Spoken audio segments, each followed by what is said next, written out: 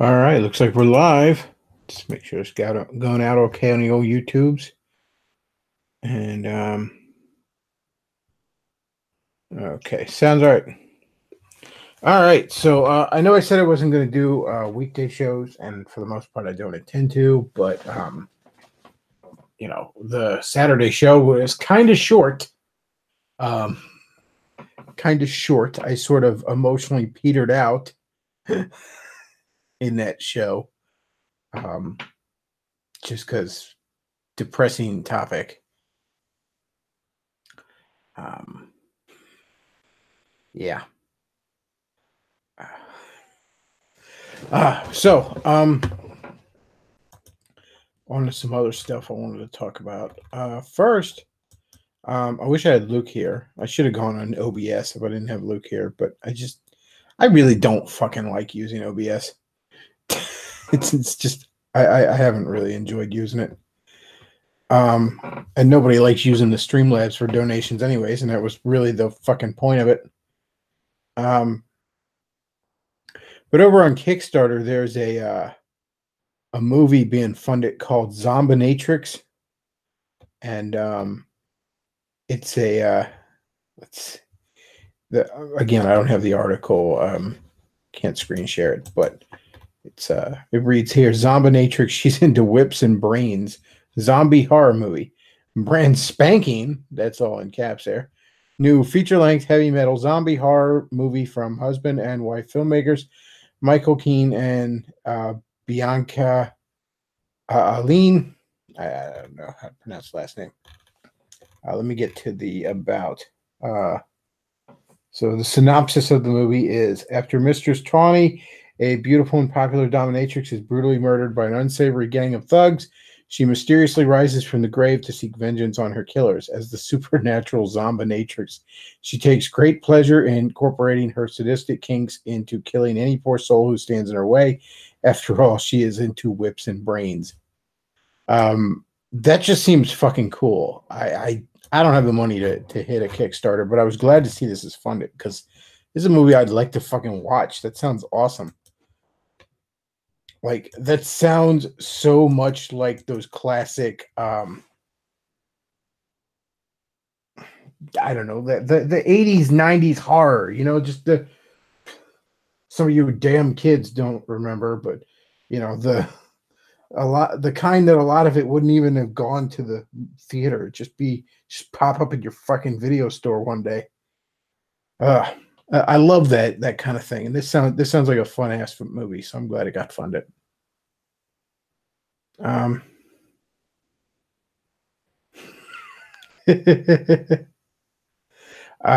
the chat, somebody's talking about Caro the wolf, that fucked up furry that murders puppies. Apparently, he was live streaming. Will there be black feminism literature? I hope not. Like a zombie matrix? No. Video stores, what a fossil. I miss fucking video stores. I don't see as many movies now without fucking video stores. I've noticed that. Like, shit like Netflix doesn't even have as good a selection as fucking video stores used to. How is that even possible? How do streaming services have less of a selection than a brick and mortar store used to? Yeah, there's tons of movies I just don't catch anymore. I mean, I don't go to the theater, and then, I used to rent movies, and it was fucking great. Oh, what a date night that would be. Rent a movie, get a pizza. That was a Friday night with your girl back in the day, man. Because they don't want to pay for the licenses. Yeah, something like Netflix should have like a fucking million movies to pick from. That, like, this is the thing. We have supposedly this technological advancement, and yet it feels like things have gone so much fucking backwards. First of all, what I miss about the video store, and you didn't get this with like a Blockbuster or shit like that, but a lot of times what I missed about the video store was, the mom and pop ones would usually have some fucking failed film student or something at the counter that knew all sorts of shit.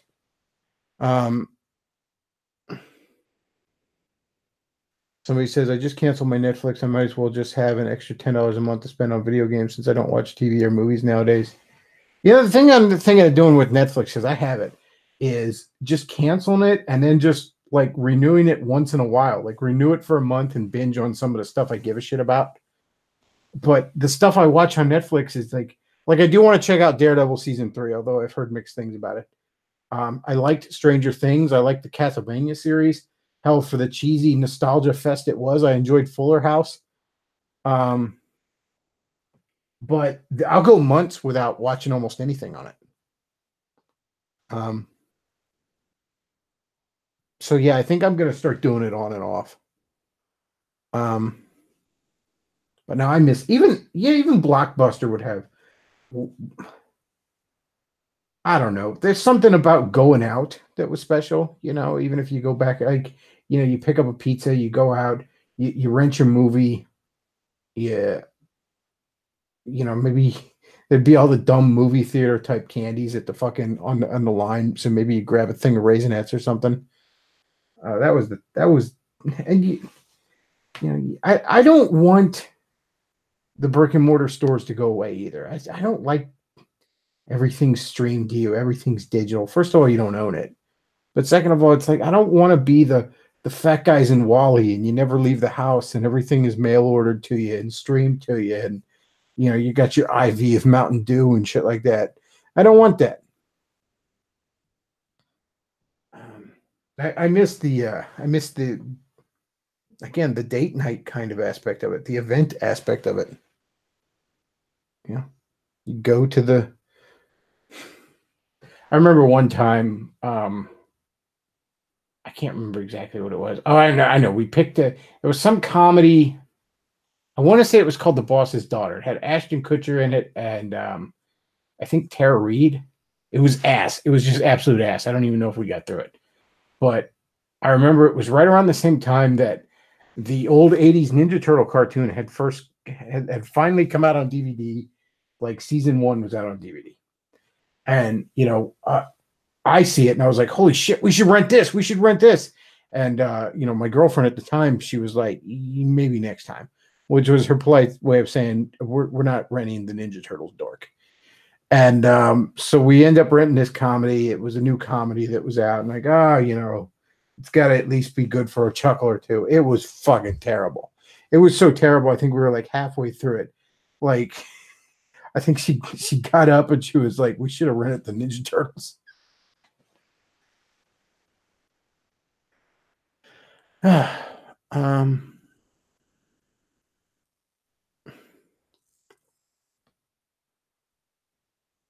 Somebody says the only thing to watch on Netflix is the shows, movies they own, and most of them are crap. There's a few older shows I found on there that they're worth watching that they don't own, but their selection of movies is ass. I think it was just a couple months ago. It was like somebody was over and they had mentioned it was right around when Avengers 4 was coming out, so a few months ago now. And they were like, oh, I haven't seen Thor 3 yet. I haven't seen Thor Ragnarok yet. And I was like, well, we should watch it now. I got Netflix. It's probably up on there. It had come out on DVD a couple months prior or something like that. I'm like, it was a year-old movie at that point. I'm like, it's probably on here. Let's watch that.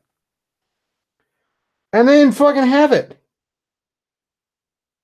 Like, they have Marvel shows. How do they not have all the Marvel movies? I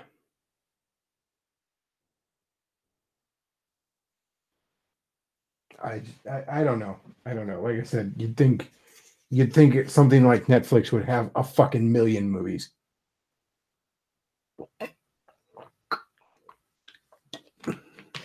Just obscure shit too, and all. No, mostly just has ass.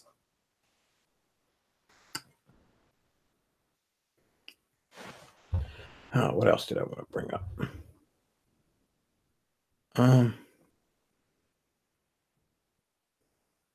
Netflix has a dedicated queer cinema category. Everything on there is compromised. Well, yeah, I'm sure the queer cinema category is none too good. I don't know. See, if it was, I wouldn't give a shit if it was the thing you would expect Netflix to be, in that it's just a library so massive that they have fucking everything. But no, they don't. They have jack and shit. By the way, that was Nostalgia Wound who commented on that. But for the artist formerly known as Common Filth. By the way, Nostalgia Wound, I don't know if you noticed this, but apparently the guys over at Rome is Burning podcast were talking a boatload of shit about you. I'm not sure if you're aware of that. Because somebody sent it to me because they were apparently talking a boatload of shit. Well, they talked a little bit of shit about me. They were saying how far you've fallen, that you commented on the Jesus is Mom video that Luke and I put out, the little parody song. And of course, like the fucking autists they were, they were like, I can't believe that Bechtloff guy made fun of Mary like that, made fun of Christ's mother like that. I'm like, no, that was making fun of dipshits like you who turn her into an idol. But of course, somebody on the spectrum like him does. Oh, and I commented under his video, and he fucking, I don't know, he like shadow banned it or something. Like, I can see the comment on my account, but nobody else can see it. I don't know how he did that. I don't ever ban comments because I'm not a raging faggot. But I commented and I said to him, I was like, if you got something to say to me, why don't you hop on a stream? I can hop on yours. You can hop on mine, whatever, my nibba. And he's like, I'm not going to debate a low church prot. And I'm like, oh, so you're a passive-aggressive little faggot. Okay, so let it forever be known, folks, that Rome is Burning, whoever that little twerp is a passive-aggressive faggot. You get this a lot from the fucking Orthodox and the Catholic, like hyper trad guys, where you get some autistic little 19-year-old that's never been in a fight, never kissed a girl, never had a real job. And he wants to tell you how the world works. He wants to tell you how God, the universe, and the world works, because he's got it all fucking figured out. In their own way, they're as insufferable as those little fucking fedora atheists.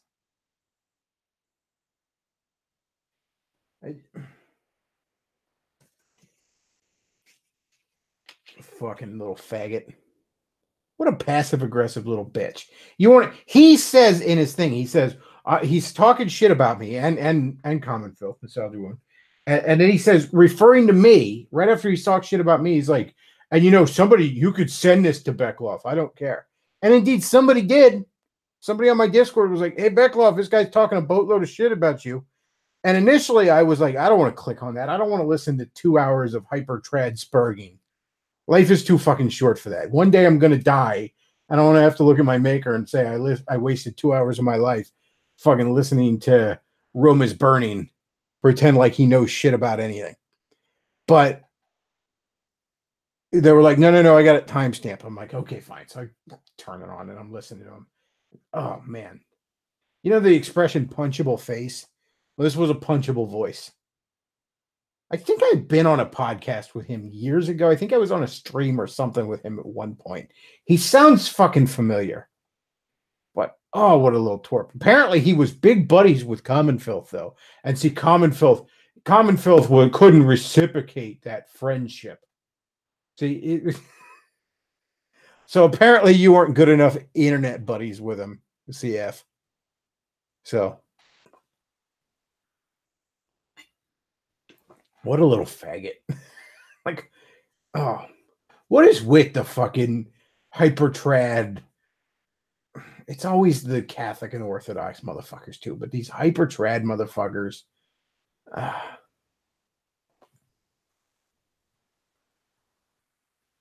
What just obnoxious little fucking spurgs they are. CF says E-drama is so depressing. Yeah, I know the feeling. It was Saturday night. I kind of reached a depression-gasm with it. I kind of reached this point like midstream. I think you can hear it in my fucking voice throughout that stream on Saturday night, where it's just like, this isn't funny now. It started off funny, and now I'm just like, oh, this is sad.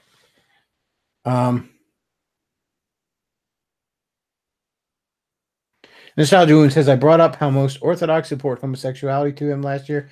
Haven't talked to him since then. Uh, I wouldn't be able to tell you what the numbers are on the on them.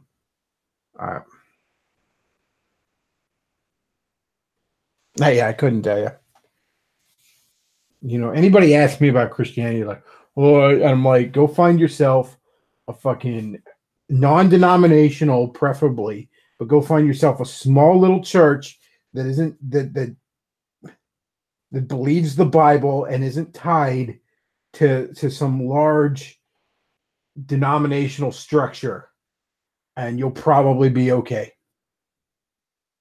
That's the best advice I can give you, because the rest of it's compromised. There's so much pause. There's so much soy out there. The only way to keep it out is for small little containment zones.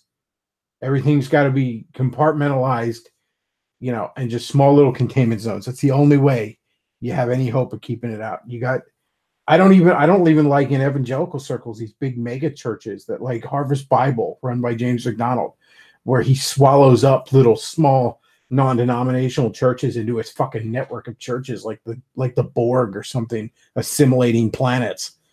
It just no, it's not a good structure. Certainly not in today's day and age.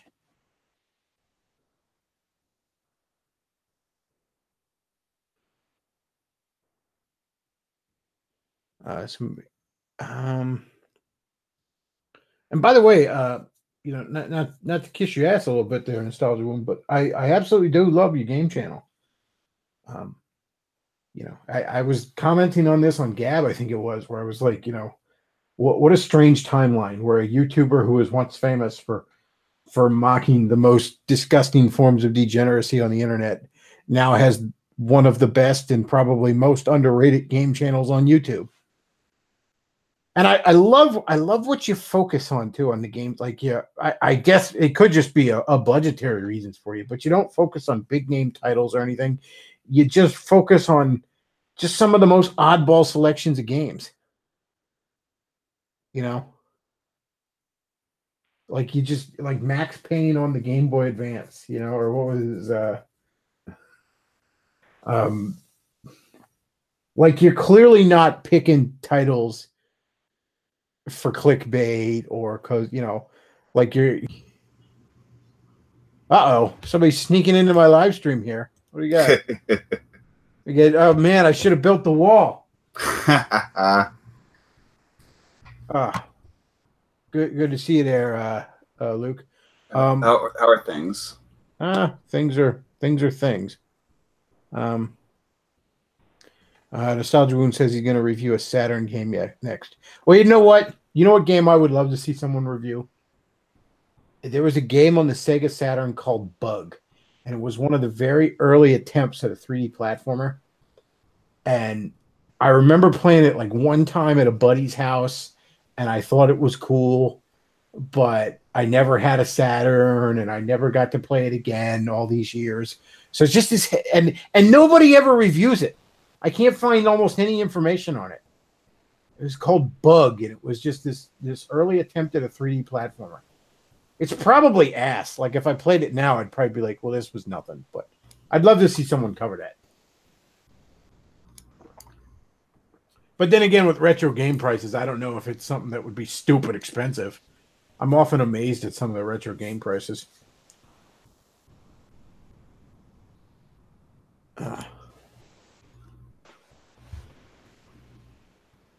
But yeah, always. What are you playing? Some Bug footage for us? Yeah, I don't know why, but I just thought the character designs of it were really cool. You know, it wasn't like so many '90s mascot characters at the time were trying to be like edgy and all, and like Bug looks almost derpy. Like, I remember seeing a like one of the enemies in it was a lightning bug, and like the design on him was his like his tail, like it was an electrical plug that shot lightning out of it. Oh man, that is an early 3D game, isn't it? Oh wow, those graphics are scary. This is way back. This is pre Mario 64, I think. This was like 95, probably. Yeah. Because I remember it's not good controls. When you get to actual gameplay, it's like you walk on these little like completely limited pathways. I mean, I shouldn't say it's not good. It doesn't have a free range of, say, a Mario 64 or hell, it's even more on rails than, say, Crash Bandicoot. Hmm. Like, let's see if we get to an actual level here. I want to, like, it's hard to describe. It's a platformer. Yeah, it's a 3D platformer, but it's like so on rails. You just got to go like, it's almost sort of I don't want to say 2.5D, but it's like I don't know, shall we say a 2.75D? Like, it's not really quite 3D, but it is. You know what I mean? Uh-huh. Oh, I see. It's a platformer, but with somewhat diverging pathways. This is the one of the earliest attempts at a 3D platformer right here. Like I said, this is pre Mario 64. This is pre Crash Bandicoot. This was the cutting edge shit right here. Yeah, I remember playing this. That draw distance. Holy shit, that sucks. A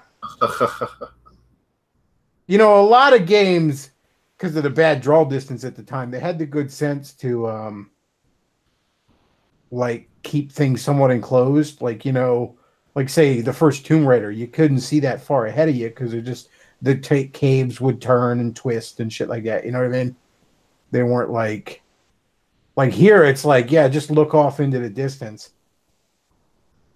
Oh, I bet you that's a bitch with those kind of early tank controls and shit. Speaking of platformers, I'm a 3D platformers. I'm reminded of this old NES game. You ever heard of Snake Rattle and Roll? Yes, I remember that very early. I was one of the early. I remember it was one of the few games I did own, or one of the other NES games I owned, and I was addicted to that thing. You're just trying to play it and because it wasn't it wasn't like first person perspective 3D platforming, but it was like isometric. Yeah, that's that isometric thing. Here it is. Yeah, those isometric things. Sort of that was an impressive thing to pull off on 8-bit console, though. I mean, there was plenty of 16-bit games that did that. But yeah, that was an impressive feat on the NES.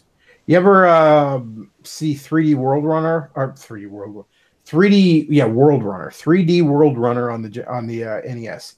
3D World Runner, no.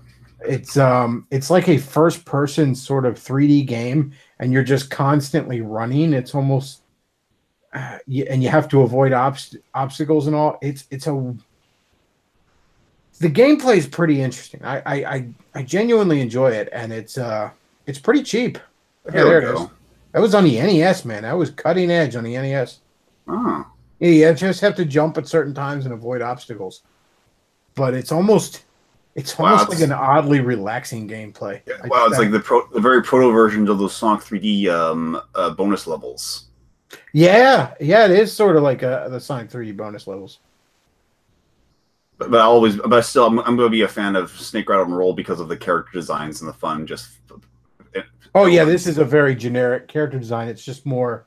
What's more impressive about it is that this is, on a fucking NES back in the day. I mean, that was. It's amazing what those little like the early things like the NES and Super NES could have done. Well, there's a thing called NES Maker that somebody actually crowdfunded that makes programming NES games for like people that still do it, because amazingly it still has a following. But it makes programming NES games really easy. It's you don't have to be a skilled programmer to supposedly make a NES game with this program. And like the reason he made that program is because he got a hair up his ass one day where he was like, me and my buddy are going to make the NES game we wanted to make when we were 6. And he realized how insanely limited the memory is on a fucking NES. Like he just, on an NES cartridge, it's just, and that's why like the coding and shit had to be so creative on how they did this stuff. I remember reading somewhere, and I if it's true, I don't even know if it's true, and I almost have a hard time wrapping my head around it. But that your typical JPEG on the internet takes up more fucking memory than an NES cart had. So that would mean that a screenshot of Super Mario Brothers takes up more memory than was on the Super Mario Brothers cartridge. I've heard that numerous times, and I cannot fucking wrap my head around how that's even possible. Like any random JPEG on the internet right now. An average JPEG, I think they said. That can't be possible. Yeah, I am. There's something off. Like, there's no way that an average JPEG has more memory than an NES game. I mean, it's just one image. Somebody asked on the if I conquered Nightmare on Elm Street on the NES. I was playing that the other night. I have beaten that game. I didn't beat it last night. But I have beaten that game. Great game. I mean, I know, it's the LJN curse, and everybody says, an Angry Video Game Nerd did a review of it and all, but I mean, it's actually a pretty damn good game, especially for being a horror game on the NES. I've never been a fan of the Nightmare on the Friday the 13th game, although I think even it isn't as bad as everyone says. But the Nightmare on Elm Street game is just pretty damn good.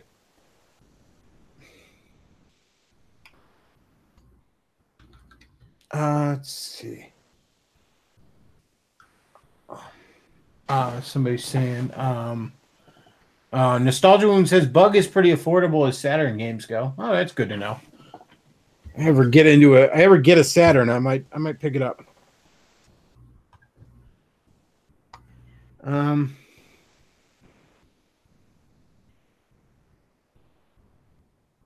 Somebody in the chat says Sega showed Bug to Spielberg, and he said Bug was going to be the Saturn Sonic.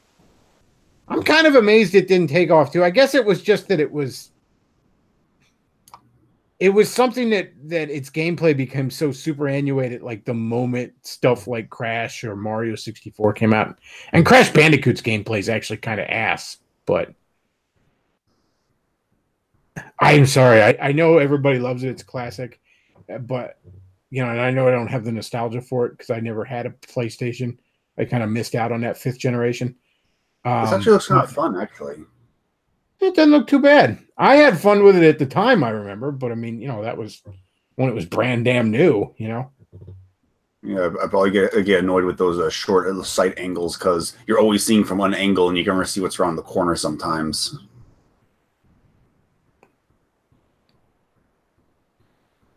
I think that draw distance is kind of a bummer. Yeah. Especially because the level design isn't done. It's like they didn't do this level design with the draw distance in mind. You know what I mean? It's like they designed these levels thinking they had more draw distance than they did. What is that flickering with the fucking background going ape shit? Well, it seems like it only seemed to kick in like at certain distances, so I'm not sure what their deal is. Like right now, it's holding on strong. Like it only seems to happen when he's trying to move from one dimension to another. Certain point, but not all the time, just at certain points. I mean, I would say I'm surprised Sega never did anything with this guy again. But at the same time, I mean, Sega had tons of great IPs they never did anything with. They got so fucking focused on making nothing but Sonic or something after a while. Like, I mean, they never did anything with Vector Man. Oh, yeah, that was fun. That's a fun character. That's a fun character. When's the last time they did anything with Golden Axe? Yeah, Vector Man was basically Wall-E in its story. You're a robot that is, all the robots are on Earth cleaning up trash while the humans are on a space station because the world became so polluted. It's basically Wall-E. Except with a supervillain. Yeah, except, it's basically Wall-E but with Mega Man.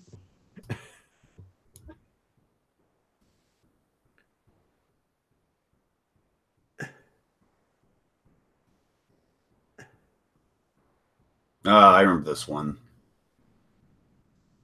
Nostalgia Wound says, get an action replay cart for the Saturn. You can play all the Japanese games, and they're cheaper than the American versions. Very few people I knew had a Saturn, as a kid, but one of my friends did. So I remember playing a few Saturn games at his house. He had the Marvel superheroes fighting game Capcom put out, which I of course love because I'm a big Marvel nerd. And we played a lot of Daytona USA, and he got some game out of fucking Japan, and I guess maybe he had a replay card or something. He was able to play it back in the day, but his uncle had gotten it for him or something. I mean, this was like 95. Nobody was able to order shit off the internet, or stuff like that. So, getting this thing was so weird. And it was, I want to say it was called like Pretty Fighter, but it was like you fight as these little anime girls, and they all are some sort of, I don't know, fantasy. They're all like a French maid or a schoolgirl or a dominatrix or some shit like that. And they all had like just ridiculously sexual moves, like the dominatrix would spank you or something like that. And and of course we were like 12, 13. So we're thinking this is amazing. I can't believe we've managed to. Is that it? Is that Pretty Fighter? The Pretty Fighter from the SNES. From the SNES. No, this was a Saturn one. I want to say it was called Pretty Fighter, but don't hold me to that.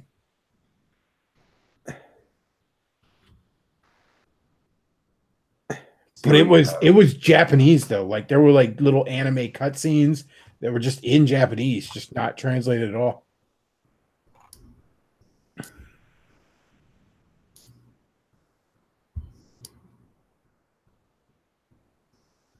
Let's see what we've got.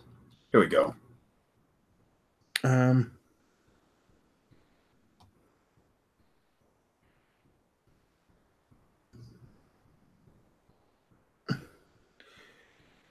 Let's see.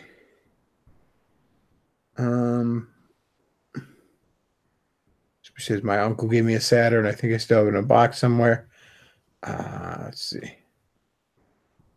I remember video games had some pretty crazy commercials back then.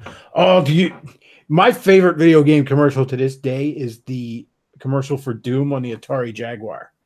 Because it starts off with this like black preacher, like, just, Black Baptist fire and brimstone, soul music preacher. And he's all like talking about what do you do when the demons come for you? And then it ends with, and they're splicing in like Doom footage. And he's like, you blast those beady-eyed demons right between, I don't know, you blast them right between their beady little eyes. It was just so perfect, man.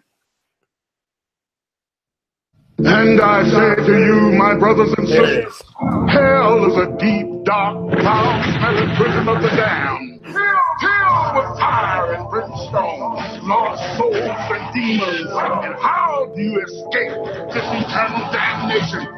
You blast the last-stepping demons right between their beady little eyes. Doom for the 64-bit Jaguar, the best Doom ever. Fuck yeah, man. That's a video game, bro. One of my favorites was it's not the best, but one of my favorite was one of the first attempts at Mario RPG, where we're talking about where there's just an old man sitting in front of his grandkids talking about his little adventures. It didn't seem like it wasn't too in depth to it, but it was just so silly seeing this old man talking about these adventures. Yeah, video game commercials were wild back then. Somebody says, I want to go to this guy's church. Oh man, black preachers are something special. You definitely you definitely want to go to a black church at least once and twice in your life.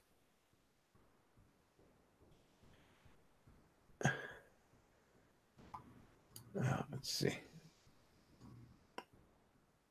Somebody says, hang on. Sorry, going through the chat here.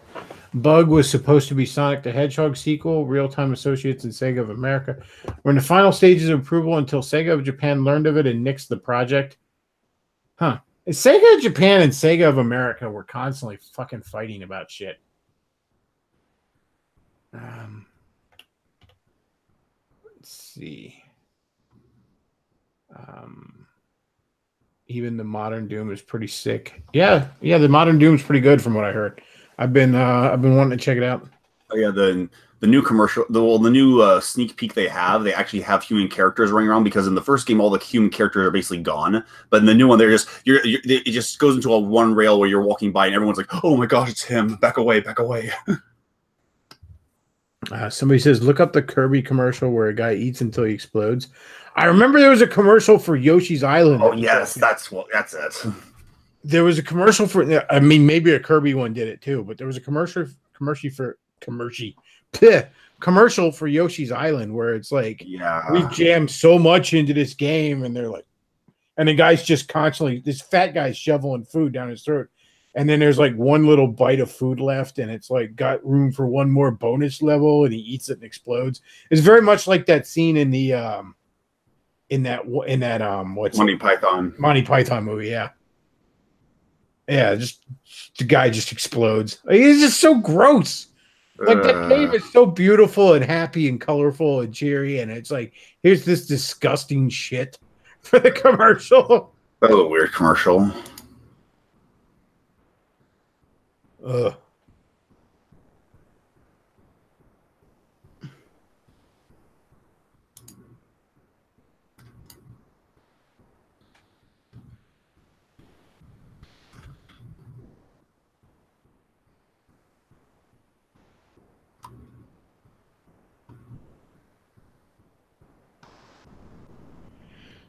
Nostalgia Moon says, even in the 90s, style was cool. It had that quick cutting, disorienting editing style. The Preacher commercial had it.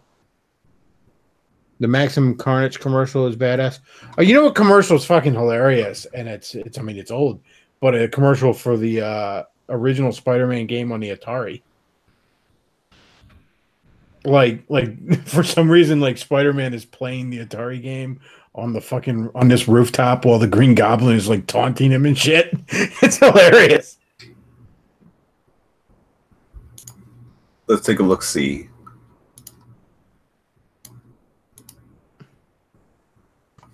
You look at that, man.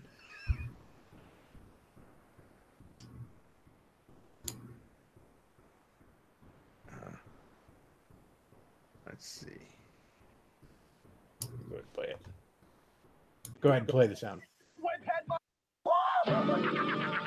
I'll blow this town to smithereens. Time bomb. Try to get up there in time, Spider-Man.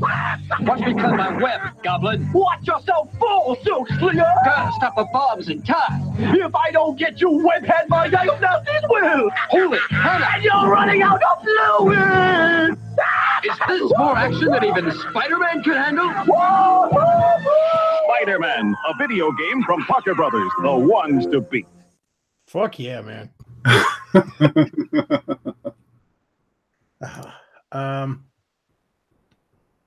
Let's see. Somebody saying it was never Oh, Chris, you still there?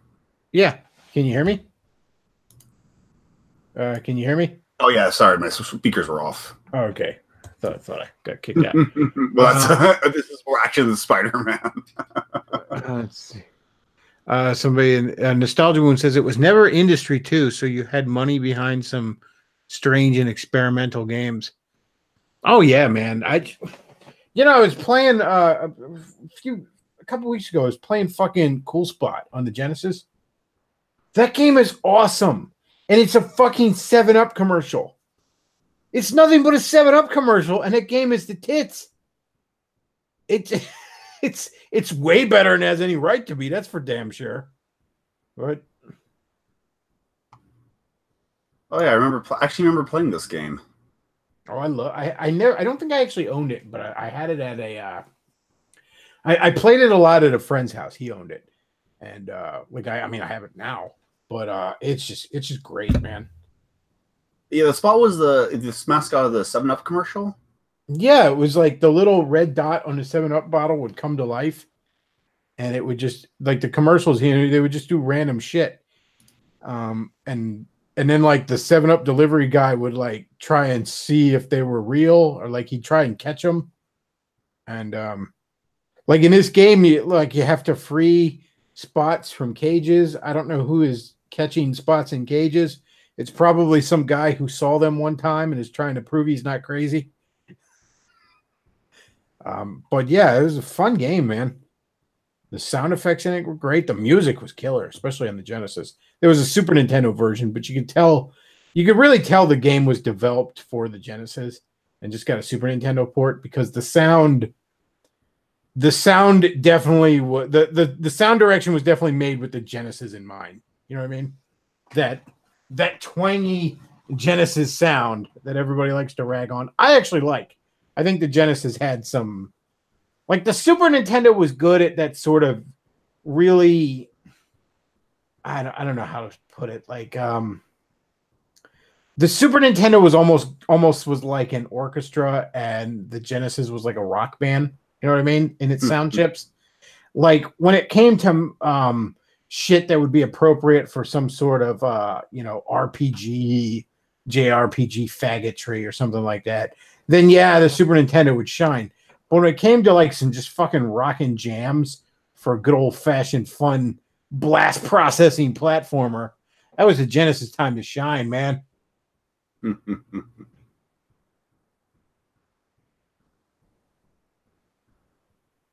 Yeah, it's the Genesis. They underrated. There was a lot of, and you know what? Whenever there was a game that was on the Sega Genesis and the Super Nintendo, usually the Genesis got the better version.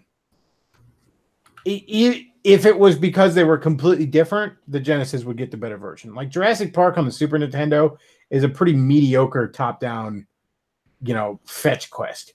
Jurassic Park on the Genesis is damn near survival horror before survival horror was a thing. At least when you're playing as Grant. When you're playing as the Raptor. That was the other thing. You could play as a Raptor or Grant. I think Aladdin on the Super Nintendo is good, but Aladdin on the Genesis is better. Even games that are very, very similar usually have the better version on the Genesis. Cool Spot's a good example. Yeah, the Genesis is pretty underrated. The biggest problem is Sega didn't have it didn't have the IP library like Nintendo did. Nintendo obviously had Mario and Zelda and Kirby and Metroid and all this other stuff.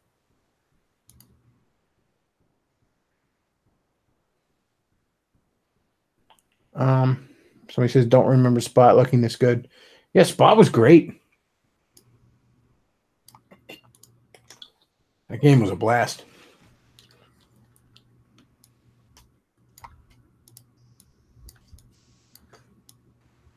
Somebody says the Nostalgia Wound says the Super Nintendo had a better audio quality, which is why the Genesis has grittier sound.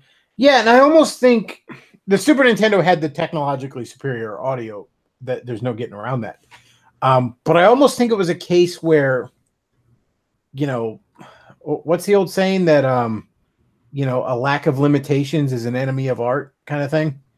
I almost think the limitations forced better stuff out of the Genesis, if that makes sense. It does. It's this weird thing that people think that you need open, you need to be completely open-ended to make great stuff, but really all you need is like a very specific constraints. Because when you have your constraints, you know what you're willing to push those constraints. Yeah, it's almost like in a weird way, back in the day, you'd have the censors on TV and you'd have the comedian trying to push it. And the back end, the censor being sort of the enemy of the comedian made the comedian better. You know what I mean? It sharpened him, as it were. You got to stay one step ahead of that damn censor. Every. Which, by the way, Nostalgia Wound, feel free to hop in if you want. Family Guy has this whole episode mocking the FCC, but when you really think about, you hear if you have a chance to hear some of the making of in the older episodes, you'll find out there was always a fun little game of trying to figure out what they could get away with the FCC. Oh yeah. But yeah, there's definitely that element of I can't remember what it was, but there was some episode of Seinfeld where they had to skirt around something. They weren't around to talk about it. And they were interviewing Seinfeld in a like about that episode. And he goes, and they were like, were you upset that you couldn't just come out and say it? He goes, whatever, those are the rules of the game. And without the rules, the game isn't fun. Well, I'm getting back to video games. I was talking about some of these games that are like way too open-ended. Like I don't know. What was that one that everyone was disappointed in, the space thing last year? No Man's Sky. Like everybody's like, oh, it wasn't all the stuff that we were promised. But when I didn't think all the stuff that you were promised sounded all that good to me. Like, I love open-ended video games. I love sandbox stuff in it. But the sandbox stuff isn't fun if there's not an objective. You know what I mean? Like, in other words, there's no fun in going off the beaten path if there is no beaten path. Yeah, it's kind of like the irony of things like Minecraft, because in Minecraft potentially Minecraft it's basically a sandbox where you can literally dig up anything and build anything. But after a couple of days, you think, like, why am I still building stuff in here? Yeah, don't get me wrong. People, I've seen people on YouTube that have created incredible things in Minecraft, but I would be bored to tears in Minecraft in like a day. Because there's no objective. Now, bear in mind, when I played Breath of the Wild, and I'm still playing through it, I avoided the beaten path like the fucking plague. I remember Undertow was commenting when I was chatting with him one time about how he was amazed that I did all 3 of the labyrinths without having done any of the Divine Beasts. He got, and that all this stuff I had done before I had done the Divine Beast, he's like, I don't even know how you managed to do some of that shit without the Divine Beast powers. But there's no fun in going off the beaten path if there is no beaten path. You know what I mean? Like, I can't say, you're not the boss of me, game, if the game isn't trying to be the boss of me. If the game's not telling me, go do this, I can't say, well, fuck you. You can't play hooky if you're not in school. You know what I mean?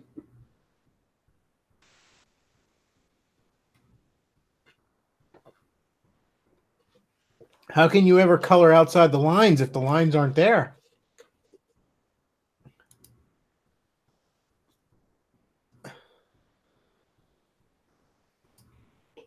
Hey, look at that. We got Jennifer Dahl in the chat. That's cool. Let's see. The older Doom is scarier than the modern Doom because of the limitations of the graphics. That's true. Same is true with a lot of survival horror. Yeah, I can see that. I had the version of Doom I had was on the 32X. That's the version I owned. I had played ones on the PC before, and I know a lot of people say, that the music was shit on the 32X, and objectively that's true, but I don't particularly like the music in Doom that much in the first place. I'm not much of a heavy metal guy, and I like it when you just turn the music off in Doom. And, it's just nothing but you hear the monster kind of far off. You hear, the gurglings of the imps and shit. I like that, man. Just me and them.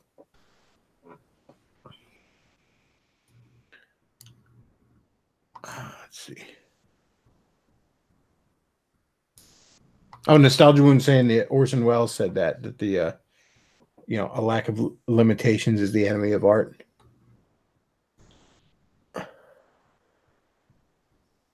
So he says, the first Resident Evil scared me so much as a kid, I could never beat it. Again, I didn't have the 5th generation stuff when I was a kid. And I had a Sega Genesis and then a 32X that my grandma bought me. But I didn't have a PlayStation or N64 or any of that stuff. And it wasn't until like 2005 I really got back into video games. Ultimate Spider-Man finally made me break down and get a PS2. Because, again, such a huge Spider-Man fan. I was a huge fan of the Ultimate Universe because it hadn't been running into the dirt at this time. And remember, I wasn't into video games that much. So I didn't really know what cell shading was or anything like that. I just looked at that game and I was like, how the hell did they make this game look like a fucking Mark Bagley drawing? This is amazing. We're living in the future. Nostalgia Wound says he'll hop on.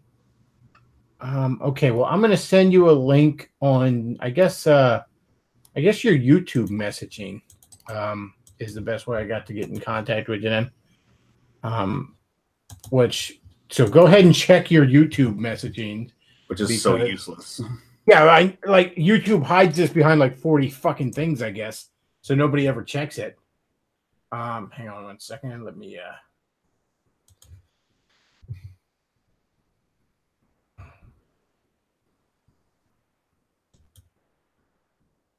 I'll shoot you a message.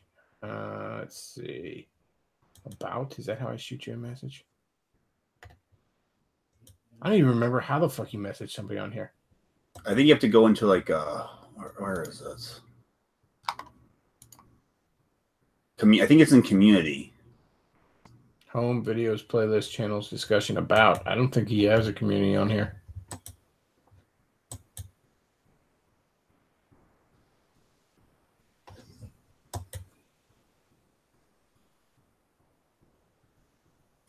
Shit. He says, I can get you an email. Okay, yeah, where do I email it? I can email it to you. Yeah, let me know where to email it.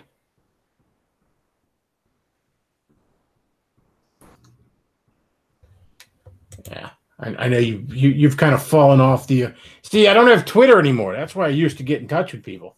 So I don't have half the motherfuckers on as I used to. All right, he says 1 sec. All right. You have to play a mini game puzzle to get to YouTube messages.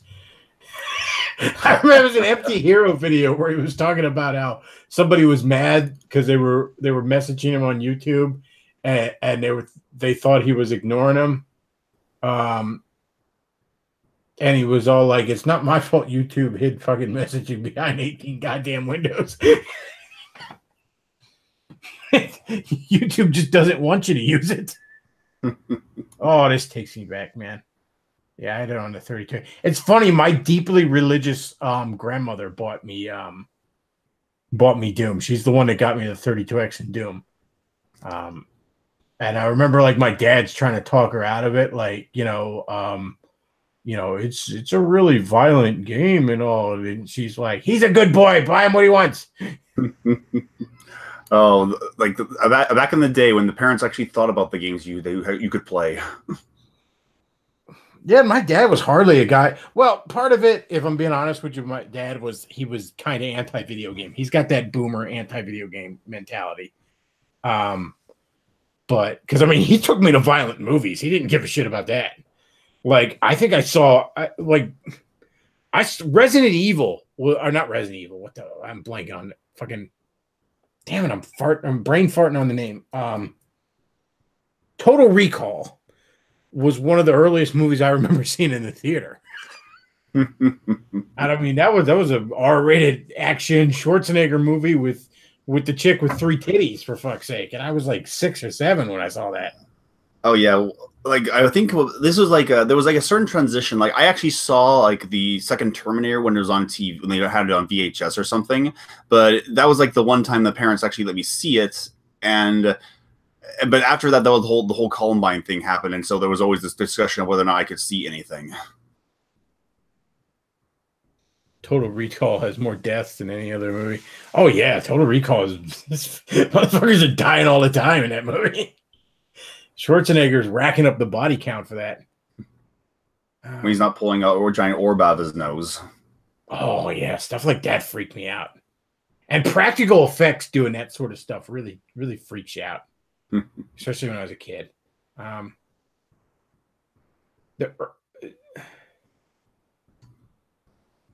He says, yes, that email is good. I'm in it now. What is the email? What is it? Like, what am I emailing there to you? What's the email address?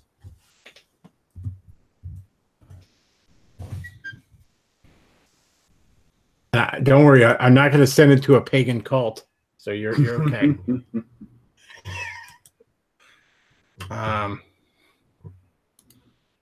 Somebody says, why were so many Christians against Doom? What's more Christian than slaying demons?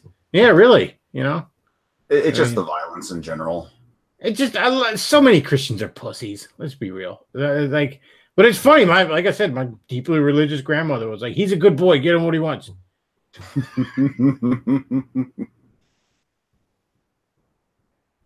Although I imagine if this were around back in the day, they would let you play this. Dude, freaking Doom was great. I love that game. Or the Chex Quest. I even have Chex Quest.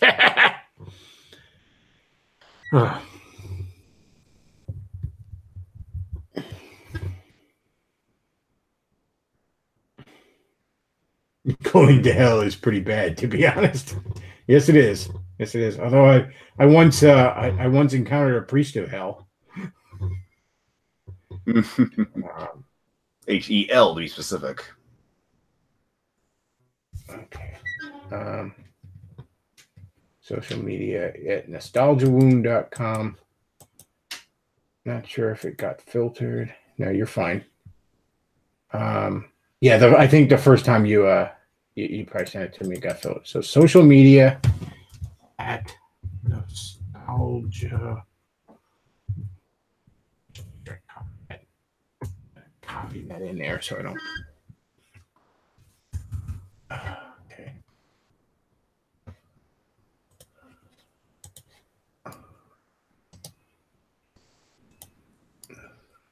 Media at nostalgiawound.com. All right, sending you that then right now.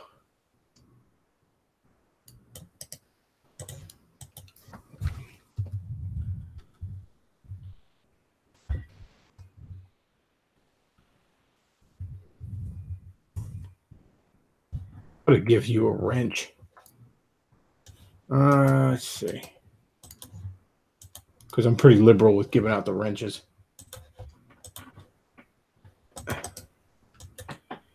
All right. All right. Sent to you there. CF, hop in whenever you want. I always like the actual, I guess, story behind Doom, for lack of a better word. I mean, the story's pretty basic, the demons go kill the demons. But I guess set up the premise is a better word. I like the idea of it being they're trying to create faster than light travel on this Mars base in the future. And when they open up this wormhole, they accidentally open a portal to hell. I think that's a really cool concept. I like that mixing of futuristic technology and, I don't want to say fantasy because I believe hell's a real place, but the supernatural. I like that, everybody complains about when horror movies, one of the sequels goes to space or something, but I'm I don't mind that shit. Okay. If you believe in the supernatural and, then wouldn't the supernatural still exist in the future? I rather like that. There's one of the Hellraiser sequels. It's called, I think it's Bloodlines, but he it starts off with this guy on a space station and he's summoning Pinhead into this, and he's doing it because he wants to destroy Pinhead. He's got this big device that harnesses light and shit, and he thinks the light can destroy Pinhead and stuff like that. And everybody's like, that's stupid. It's in space. It's stupid. And I'm like, I like that. I like the idea of that. I mean, that was the whole premise behind what was that one movie when they had the fast and light travel and they create a wormhole through hell? Event Horizon. Yeah, that's it. That's a better Doom movie than the Doom movie, because it follows the actual premise of Doom. In space, future technology actually opens the hellmouth. Whereas the actual Doom movie is, Resident Evil in space. That disappointed me so much. It's the Doom is such a cool concept, and they just made Resident Evil in space. It's just about a virus that turns people into zombies, except sometimes it turns people into monsters. Oh, we got Common Filth back here. Common Filth rising from the grave. Well, Common Filth with us in spirit. The only thing Doom part about Doom movie was this scene right here. Oh yeah, the first person perspective. Yeah. Scene? Yeah. It's a virus that turns people into zombies, except sometimes it turns people into monsters. So it's Resident Evil. And sometimes it turns into super soldiers, like turns them between devils of heaven and angels of demons and angels or something. Yeah, they get out this exposition like sometimes the virus will turn you into a superhuman unless you're an asshole. Then it'll turn you into a monster. And it's like right at that point is when the Rock's character starts acting like a complete asshole. And it's like, gee, I wonder where we're going with this. Seriously, though, why couldn't it have been a Hellmouth in space? That's all I wanted. I wanted to fight demons. I wanted to see a movie about fighting demons in space. Is that too much to ask? Is that too much to ask, Hollywood? Do you think you could maybe take 10 minutes out of raping children to make me a movie about demons, of fighting demons in space? Or that's too much on the nose for you guys. That's all I wanted. Oh yeah, and I work hard for a living, and all I ask is for a movie about fighting demons in space.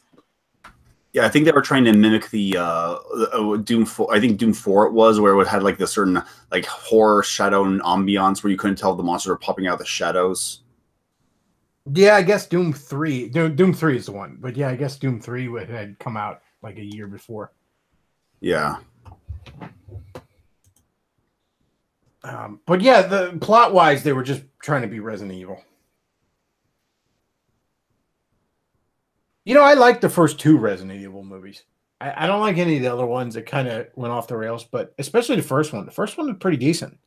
A lot of people shit on it, but pretty decent. In fact, now bear in mind, I didn't have any emotional attachment to Resident Evil. I hadn't really played the games, but it was one of the best zombie movies at that point we had in like a decade. You know what movie I like and everybody hates it?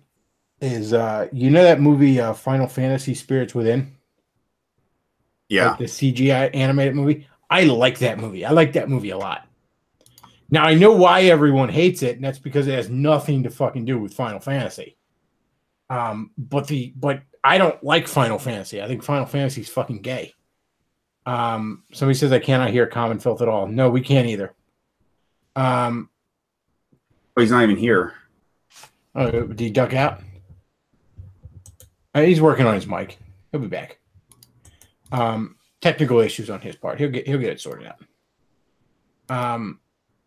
But yeah, I like that movie because I think it's a cool concept. Like these alien ghosts are fucking up the world and stuff like that.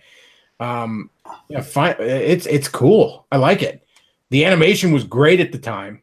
It's funny, like that movie Polar Express came out like a year later, and everyone sucked its dick on how amazing the animation was, like the CG stop, motion capture animation, and it was no better than this.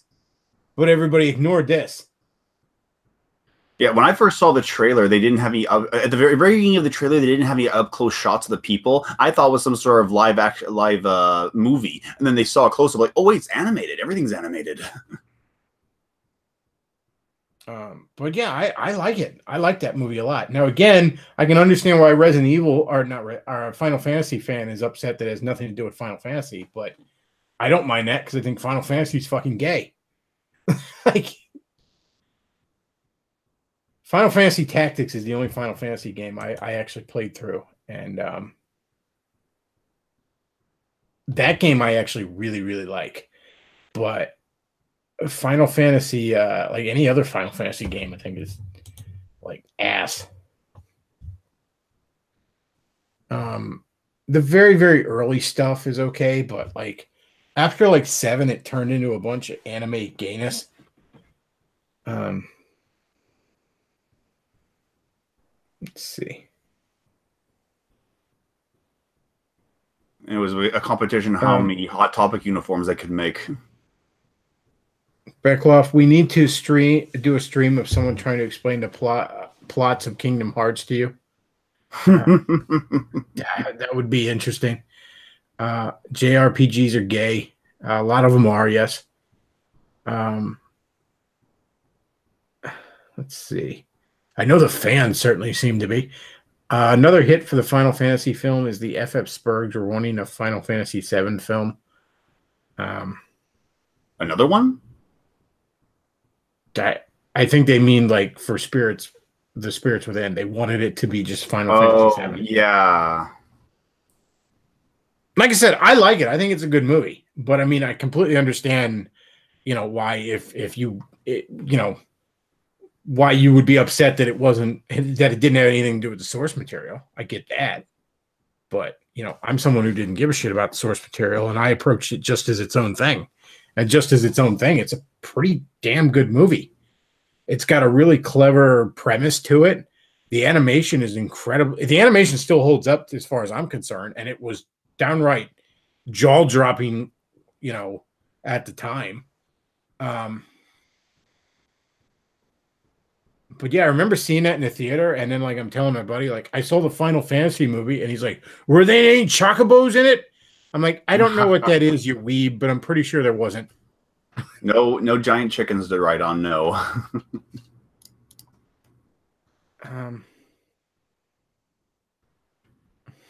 Somebody says Japan as a whole is pretty gay. Let's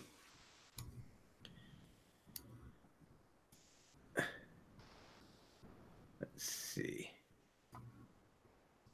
I like the Dragon Warrior games. I played Dragon Warrior 1. My cousin had it.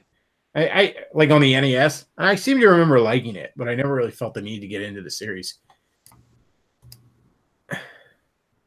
This is a good comment here. I like this. Just about anyone who is entirely obsessed with a foreign culture and not their own is unbalanced in some way.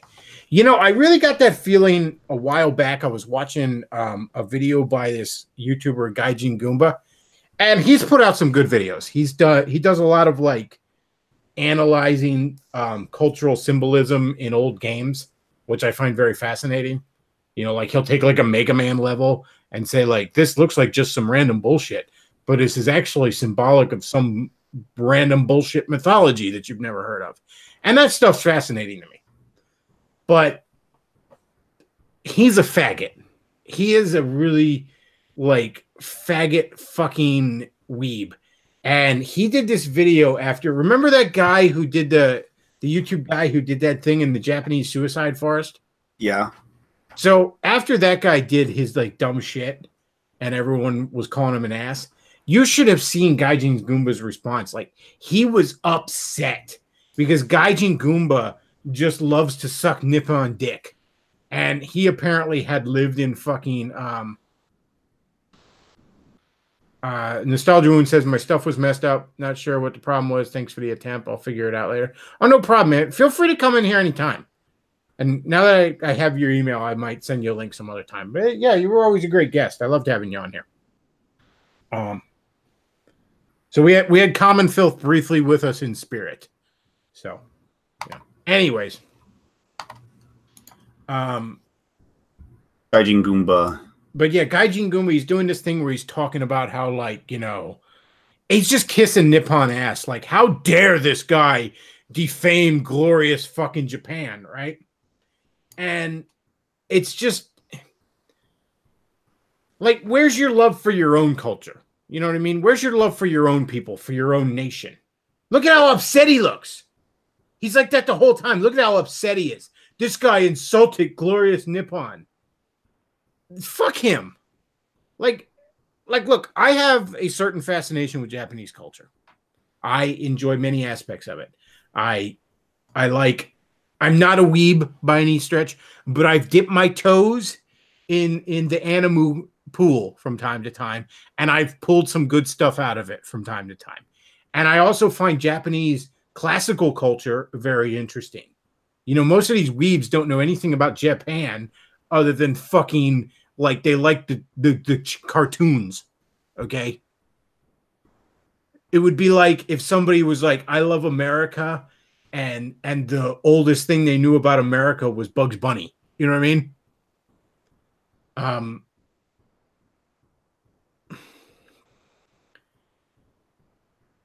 but yeah, it's fine to like those things and all, but like, don't you have any love for your own culture? You know, America's produced some pretty goddamn great things. You know, Western culture's produced some pretty cool fucking things in its day. All right, you don't have any love for that. Guy Jing apparently is a name that, like, according to him at least, I want to understand, it's a name Japanese people have for white people when they move over there, and it's because they don't trust you, because it's like, why are you coming over here trying to latch onto our culture? Does that mean you got rejected by your own? Like, they're smart enough to realize that. Oh yeah, it's Japanese for foreigner. Yeah. But there's a very negative connotation. There's like a loser foreigner connotation to it, from what I understand. Not an expert on this stuff. You know, I didn't go over there to teach English and all this other shit, like all these other fat fucking weebs do to go get laid. And by the way, Japanese candy is gross. Off on a tangent, I know. But the amount of time weeb friends have given me fucking Japanese candy and stuff, it's fucking gross. Okay? It's like at best okay. Like Pocky is at best okay. Okay? Like I could eat it if I was really, really hungry and had access to nothing else. It's not disgusting, but it's fucking lame. Yeah, Pocky's probably the best thing I've had in Japanese, as far as Japanese candy is concerned. But some of it's just gross. And it's like stuff that you would think would be good. Like, I remember a buddy of mine had this like bag of strawberry gummies from Japan, right? Well, not from Japan. They were like from Suncoast, but they were from some Japanese company. And I'm like, well, I like strawberry. I like gummy candy. This is probably going to be good. So I take one, and it was disgusting. It tasted like bitter. Like it was like it had gone bad or something. I don't know what the hell was up with it. Nostalgia Wood says, "You've gone too far this time, Bechtloff. I will fight for glorious Nipponese snack food."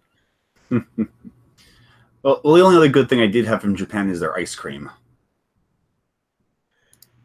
I mean, don't get me wrong. I like a lot of Japanese food. Japanese food is awesome. Like my dad and a bunch of my closest friends, we have sort of a tradition where we go to a hibachi grill for Christmas Eve dinner. You know, one of those grills where the guy's putting on the show. He's like flipping eggs up in the air and shit like that, and makes a little volcano out of the onions and the oil. You know, lights it on fire and stuff. That's a great time. And Japanese food is great. I love Asian food in general, but Japanese candy's gross. So he says, why would a Japanese girl want a gross fat white dude? Only thing I could tell you is maybe they want that BWC, if you know what I'm saying. You know, they don't necessarily want the little Japanese nubbin. They want to be white, BWC. That's all I could tell you. I don't know why. Personally, though, if I was a woman, I don't care if fucking Gaijin Guma had a 12-inch dick. I wouldn't want him. That guy could be hung like a Pringles can and be able to lick his eyebrow. And I still don't know why a woman would want him.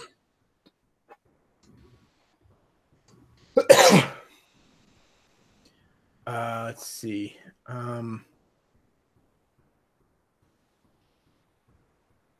Let's see. The reason dweeby white guys take Asian chicks because they like the girls that like them. The women are doing the selection there, not the men. All I hear from Gaijin's vid is weeb, weeb, weeb. Oh, dude, he is an insufferable little faggot. He's popped up on the Game Theorist channel back in the day, back when the Game Theorist was still somewhat worth watching. And like the Game Theorist had reached out to other YouTubers to have more content on the channel so he could keep up with demand. So he brought in Gaijin Goomba's fucking shit. And at first I hated the fucker. He just was so insufferable, so soy. And like he speeds up the audio in his videos because he does his, like he's a little samurai Goomba which I mean, I guess I can't criticize too much because I do the Bulbasaur sticks or whatever. Of course, my Bulbasaur stick started off as a joke against trannies. All right. I was all like, I identify as a Bulbasaur. So at least mine's a little fucking un-PC and, you know, a little fucking based. It's not like fucking Gaijin that just, you know, I don't know why he picked his, but whatever. When I first started watching the videos, I'm like, this guy's a faggot. And then I kind of like watched another one and I was like, okay, this is actually some interesting information. I think it was like, I don't know. I remember one video, he did a video on like, there was a stage in Mega Man 5. Apparently Mega Man 5 was never sold in Vietnam because there's a stage where the robot is called Napalm Man and everything looks like Vietnamese jungles, which, yeah, I can understand why that might be a sore subject with them. So it was kind of an interesting video. You know, he's going through stuff and, but he's still insufferable. Interesting videos or not, like just personally, like if somebody punched him in the mouth, it would do him a world of good. Like just do him a world of good. I feel like just the act of being punched, because he's probably managed to never actually got beat up. He's probably run away from every fight. So I feel like getting punched in the mouth would do him a world of good. You know. Somebody says, has John Steele prevailed over the Army of Darkness? Let's hope so. Let's hope so.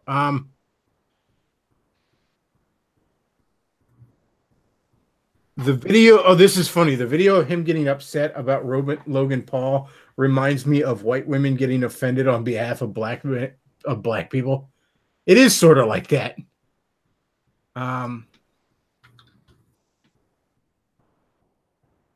Weebs used to be called Japanophiles. Then it evolved into Wapanese.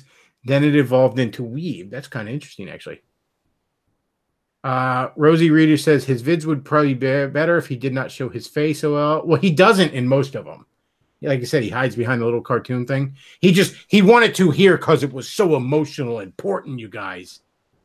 He had to tell us all how offended he is on behalf of Japan. Watching this guy on screen makes me hate life. Yeah, it kind of does, doesn't it? Like the indignant. This is like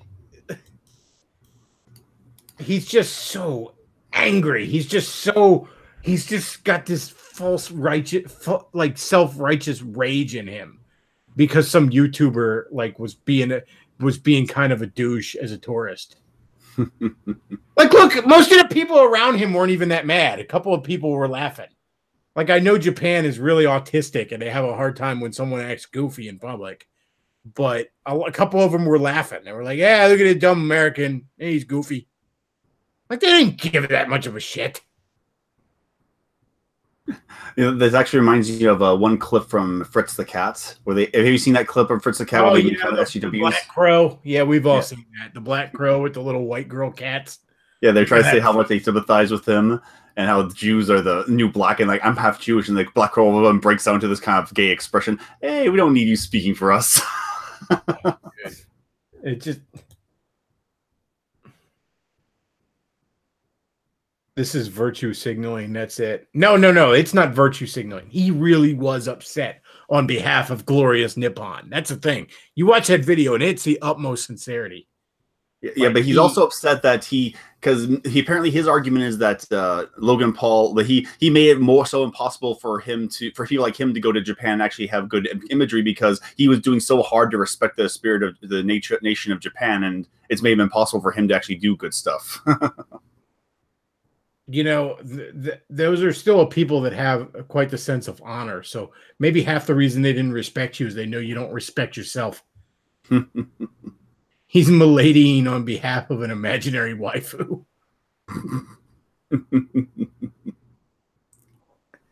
You want to see Gaijin Spurg up the vid he did as a response to a comment Trump did. Oh, geez, I can't even imagine. That might be too much soy. That might be too much soy. We might have to not watch that. In fact, get him off the screen, man. That's just, good Lord. I can feel my T levels fucking dropping. watching this idiot. This moral outrage is sponsored by Crunchyroll.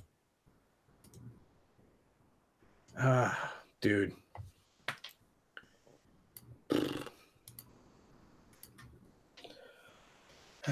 Well, we've been going on for a while, so I'm probably going to wrap this up, folks. Oh, Luke, before we sign off, why don't you go to this thing? I want you to go here. I want you to go to this Kickstarter while I have you doing the visuals here, because I talked about it when you weren't on yet. So let's go back to the Zombinatrix page with some visuals.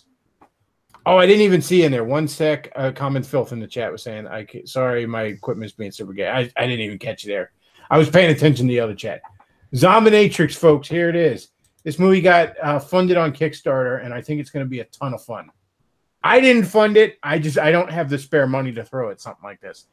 But the plot synopsis is, as I said before, a beautiful dominatrix is murdered by an unsavory gang of thugs. She mysteriously rises from the grave seeking vengeance. So she's a dominatrix zombie who's trying to kill the people that killed her. So should be fun on the bun. I hope that movie does get made then. Should be fun on the bun. All right.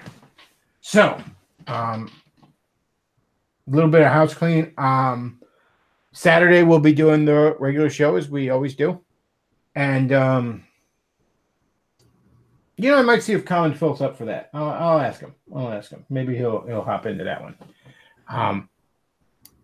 Because it's been a while since I've had him on. He was always a great guest. And I'm pretty sure he's not involved in a pagan cult. Sorry, folks, I can't resist. But all joking aside, though, I as I said Saturday, I'm basically done talking about that topic. I want to put that behind me. It got depressing. Got really depressing. I'm not gonna say that I'm never gonna comment on that group or the individual attached to it ever again. Because I have no idea what level of ridiculous faggotry they might sink to next. So, like, I could wake up tomorrow to the news that they've done the most outrageous, ridiculous shit I've ever seen that I have to talk about. But for the most part, I don't really want to talk about it anymore. So we've moved on from that topic. We had our good laugh about it. We had a good cringe about it, you know, and I think now we're going to move on. I love this movie already. I love this movie already. Like, I really hope this turns out good. I really hope this turns out to be the goofy throwback to the 90s horror movie that it looks like. But anyways, speaking of which, next Wednesday, not this Wednesday, but next Wednesday, on that wonderful day known as Halloween, I will be doing a Halloween special at 5 p.m. Eastern.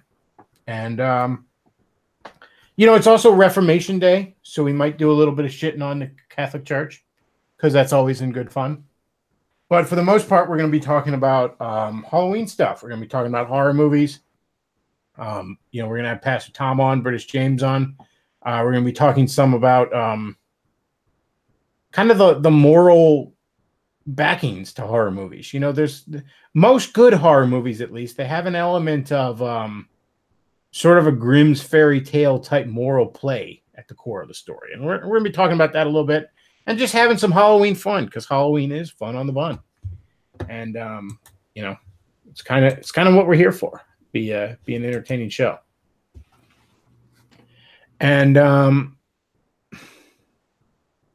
so yeah, that's about all we got for tonight, folks. Like I said, I wanted to do a show during the week because you know, I did a really short one Saturday. Although I think it was an entertaining one, it was a short one.